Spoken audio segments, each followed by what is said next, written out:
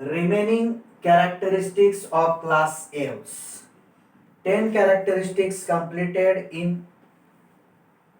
First video. पहिल्या व्हिडिओमध्ये आपली 10 कॅरेक्टर कंप्लीट झालेले आहेत. Next remaining 10 characters in this video. मग त्यामध्ये 11th number character in digestive system crop and गिझार्ड is present. Digestive system जर त्यांची बघितली तर त्यांच्यामध्ये काय असतं? Crop and गिझार्ड. हे क्रॉप असं असतं आणि दुसरं काय असतं? गिझार्ड. म्हणजेच त्यामध्ये in digestive system of birds crop and gizzard are present. असं त्यांच्यामध्ये काय दिसून येतं? क्रॉप आणि दुसरं काय असतं? गिझार्ड. म्हणजेच कॅरेक्टर नंबर 11th मध्ये काय? In digestive system of birds crop and gizzard are present. Crop आणि गिझार्ड त्यांच्यामध्ये प्रेझेंट असतं. Number 12th character heart is completely four chamber. मग आपल्यामध्ये जसं हार्ट आहे तसं यांच्यामध्ये heart is completely four chamber.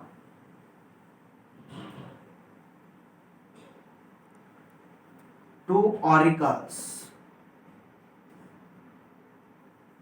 and two ventricles. Heart is completely four chambered means two auricles present at the anterior side and two ventricles present at the posterior side. म्हणजेच anterior बाजूला दोन auricles present असतात आणि posterior बाजूला दोन ventricles present असतात. म्हणजेच heart is how many chambered? 4 chambered. 1 2 3 4. हे झालं number 12 character. 13 RBCs or erythrocytes are biconvex and nucleated. त्यांच्या जर RBCs बघितल्या तर त्या कशा असतात? biconvex and nucleated. आरबीसी जर बघितल्या त्यांच्यामध्ये तर RBCs are biconvex. Convex means बहिर्वक्र, बाय मीन्स टू, म्हणजेच both sides convex. Both sides ज्या दोन्ही बाजू आहेत त्या कशा असतात? बहिर्वक्र. म्हणजेच RBCs or erythrocytes. RBCs red blood corpuscles or cells. It is also called erythrocytes. Are कशा?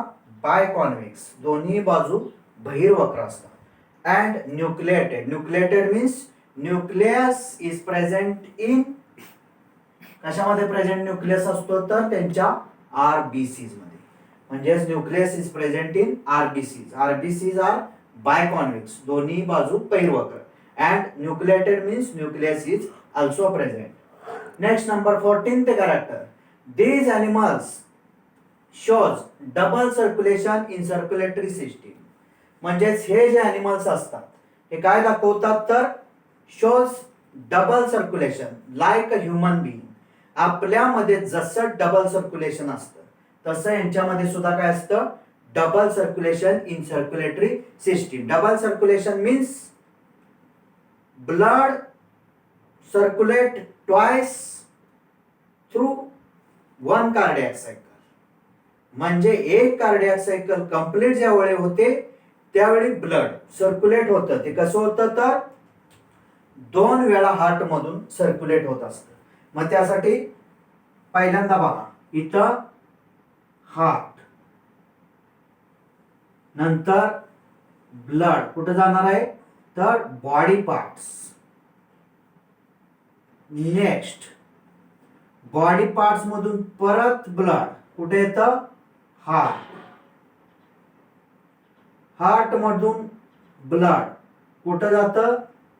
लंग. लंग मधून परत कुठं? हार्टला.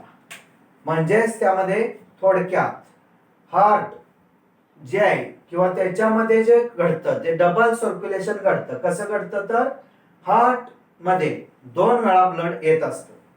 हार्ट पासून पहिल्यांदा बॉडी पार्ट्स मध्ये येणार, बॉडी पार्ट्स मधून परत हार्ट मध्ये येणार आणि हार्ट मधून परत लंगला जातं कशासाठी ऑक्सिजनेशन साठी आणि ऑक्सिजनेशन होऊन परत हार्टला येतं म्हणजेच from the heart pure or oxygenated blood passes into body parts and from the body parts deoxygenated blood passes to the heart and from heart deoxygenated blood passes to the lung for oxygenation शुद्धीकरणासाठी किंवा oxygen fill करण्यासाठी जातं after oxygenation pure blood or oxygenated blood from lung pass to heart म्हणजे lung पासून परत heart मध्ये pass होत असत म्हणजेच त्यामध्ये काय होतं blood twice to the heart in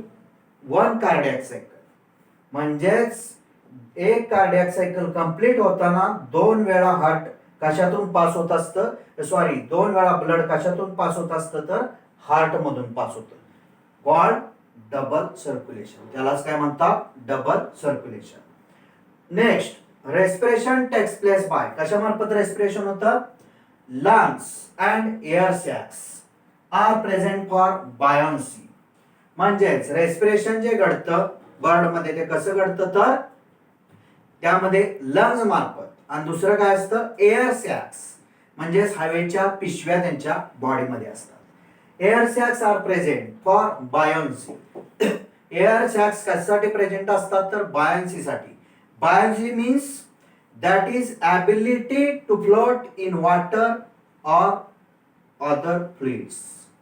म्हणजेच बायन्सी साठी एअर सॅक्स असतात आणि बायन्सी म्हणजेच काय नक्की तर ॲबिलिटी असते क्षमता किंवा त्यामध्ये कशाची क्षमता असते तर फ्लोट इन वॉटर और अदर फ्लुइड्स म्हणजेच पाण्यावर तरंगण्यासाठी किंवा दुसरी जे काही फ्लुइड असतील त्याच्यावर तरंगण्यासाठी त्यांच्यामध्ये काय असतात एअर सॅक्स म्हणजे air sacs are present for buoyancy buoyancy means the ability of कसली ability to float in water or other fluids समजलं याच्यावर विचारलं तर एमसीक्यू किंवा what is mean by buoyancy असं विचारलं जाईल मग बायोन्सी म्हणजेच काय सांगायचं the ability to float in water as well as other fluids म्हणजे त्यांच्यामध्ये रेस्पिरेशन 2 प्रकारे चालतं एक लंग्स मार्फत फुफ्फुसा मार्फत आणि दुसरं एअर सॅक्स आर प्रेझेंट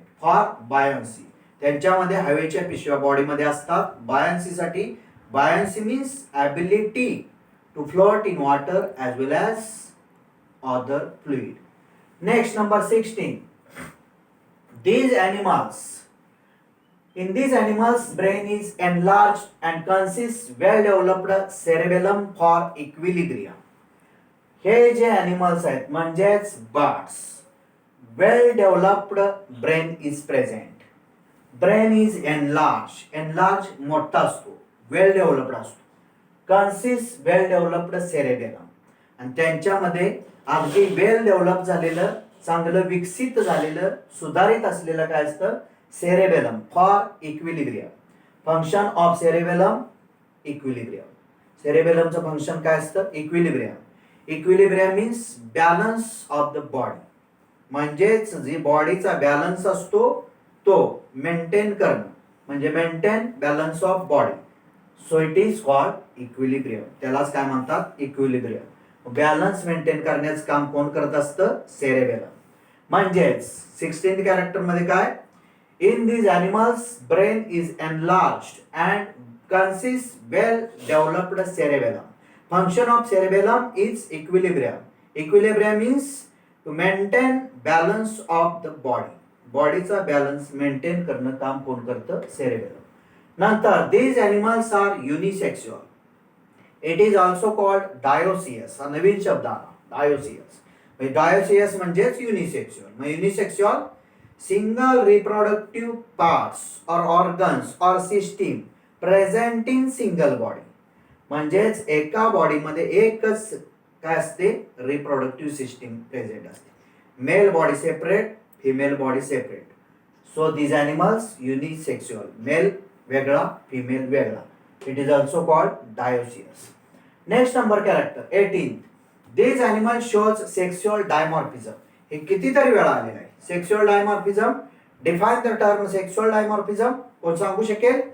तर परत सांगतो, सगळ्या डेफिनेशन जेवढ्या झाल्यात तेवढ्या तोंडपाठच पाहिजे, कारण प्रत्येक डेफिनेशन परत येत असते. मग त्यामध्ये sexual dimorphism, it shows difference in colour, shape, size and it structure of male and female of same species. म्हणजेच यामध्ये सेक्शुअल डायमॉर्फिझम दिसून येतं. म्हणजेच काय असतं नक्की? तर कलर मध्ये, नंतर शेप मध्ये, साइज मध्ये आणि स्ट्रक्चर मध्ये काय येतं? It shows difference. ते डिफरन्स दाखवतात of male and female of same species. Species त्यांची एकच कॉमन घेतली आणि मेल आणि फिमेल बघितला तर त्यांच्यामध्ये जरी कॉमन स्पेसीज एक असेल तरी मेल आणि फिमेल मध्ये कलर वेगळा दिसून येईल, शेप वेगळा दिसेल, नंतर साईज वेगळी दिसेल आणि त्यांचं स्ट्रक्चर वेगळं दिसेल. म्हणजेच इट शोज सेक्शुअल डायमॉर्फिझम. समजलं?